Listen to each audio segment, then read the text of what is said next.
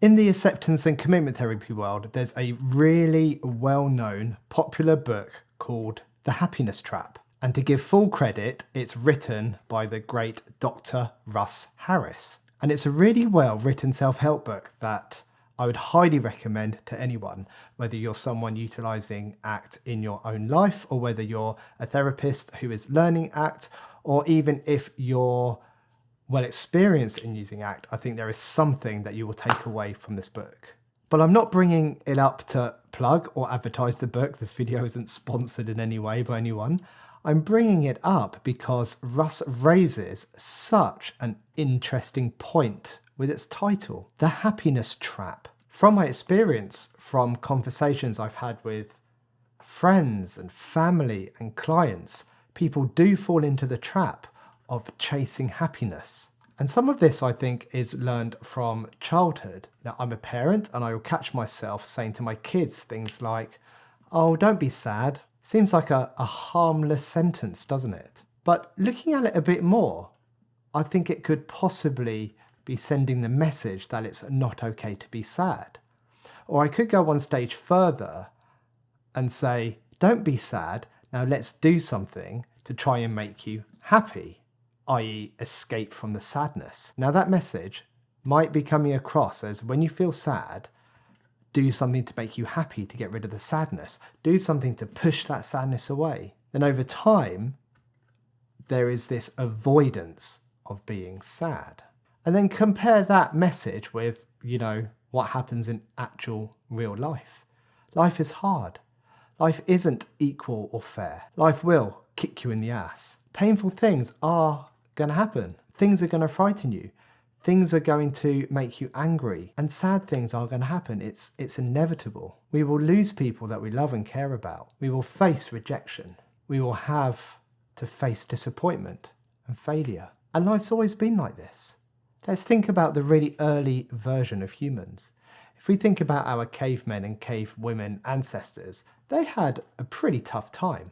They had to deal with wild animals like woolly mammoths and saber-toothed tigers. They had to look out for other clans. They had to work out how to deal with the weather. They had to work out how to find food to feed themselves.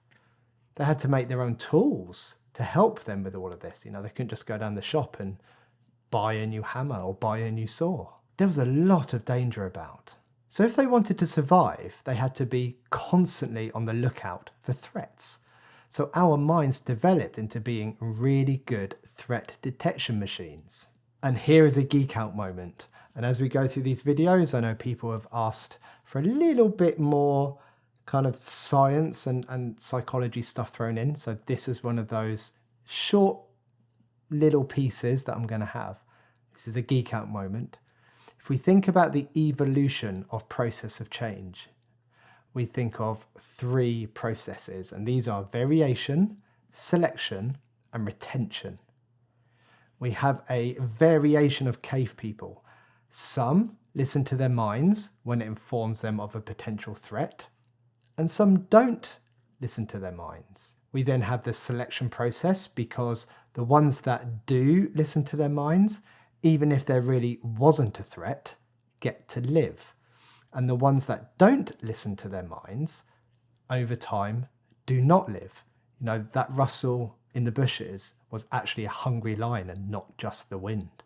And over time, as more cave people have children with their own threat detection minds, that ability is retained. So it's passed on generation through generation. So we have variation, the different groups of people. We have selection, the ones that survive and get to pass those genes on, which is the retention. Along a common theme, it's not just threats that the cave people looked out for. There was another behavior that was retained, and that was belonging to a group. You would do anything to make sure you remained with your tribe, because if you were rejected by the tribe, well, it was a pretty rough time trying to spear a woolly mammoth to get some food, or trying to protect yourself from a saber-toothed tiger if you were by yourself, and you probably wouldn't last very long. So our minds would make sure we didn't get outcasted or rejected, So it would ask, am I doing enough? Do I fit in? Do the others like me? Am I as good as the others? Am I doing anything wrong? So our ancestors were always on the lookout for threats. They had some level of anxiety pretty much all of the time. They worried a lot about the future. They ruminated a lot about things that they had done as a way to try and learn from those experiences. You know, that playing something over and over again in your mind, it's a problem-solving technique. And they cared an awful lot about what other people thought of them. So they would fit into their tribe. Sounds pretty familiar, eh? So we come into this world now wired for this. Some call it we have it preloaded in us. So what happens in the modern day? Our tribe is huge, especially with social media. You know, there's no shortage of videos of people who we naturally compare ourselves to. And when we don't measure up, we sometimes find that we can spiral into this hopelessness, or we try to make ourselves better to fit in more. And by better, that sometimes looks like having better clothes, having a better car, having a bigger house, having more money, going to the gym and having a better body. And we may achieve some of those things, but it doesn't usually last. We end up comparing ourselves again once we've got those things and wanting more and more. We are preloaded to compare ourselves to others. We are preloaded to judge ourselves. We are preloaded to be critical of ourselves.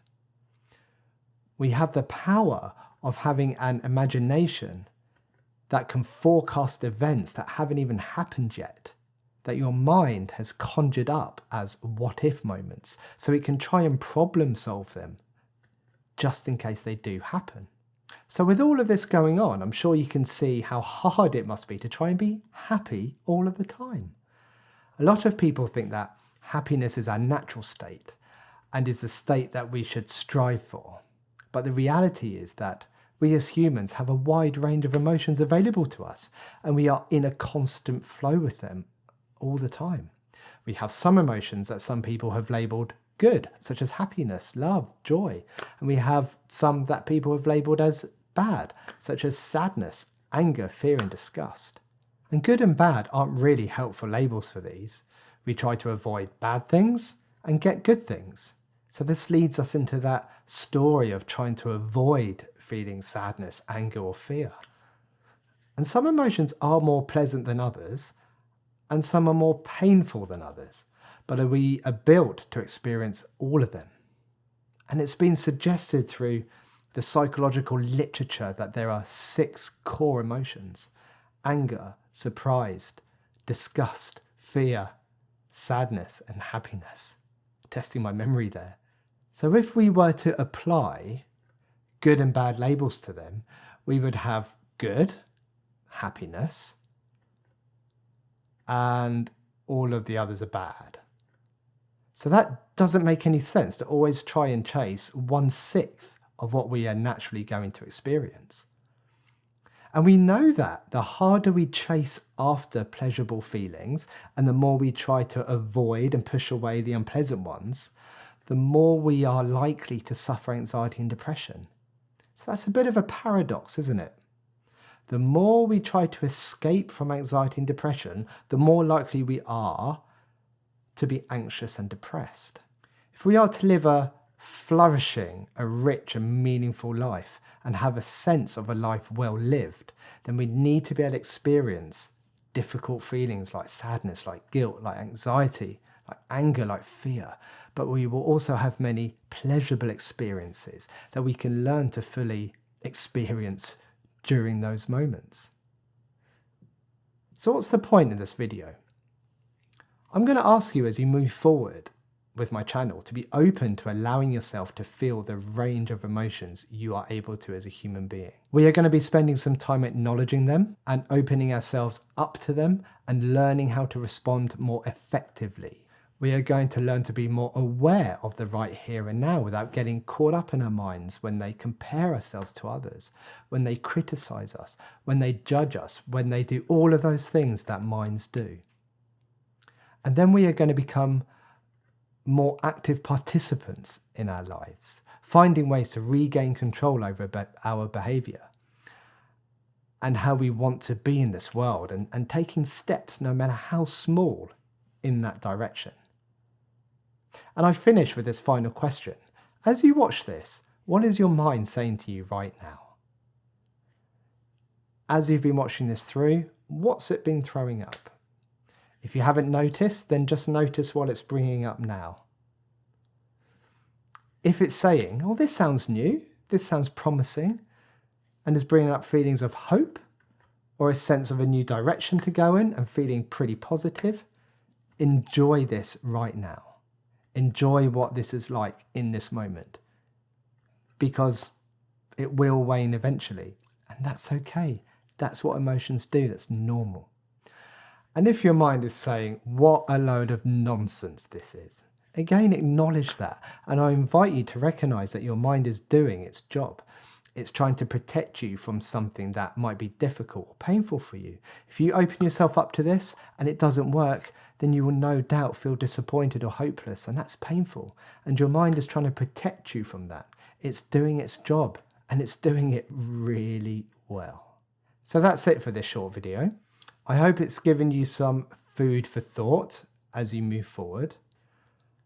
Let me know in the comments what you think about this happiness trap. Is it something that you've fallen into yourselves? Is it something you've noticed happening with other people? Moving on, the next 6 videos, I believe, are going to be looking at the main areas that we work in acceptance and commitment therapy, with some other modalities thrown in, that we know increase your capacity to be able to experience the full range of human emotion, and it increases your capacity to feel that and still be able to move on with your life how you wish.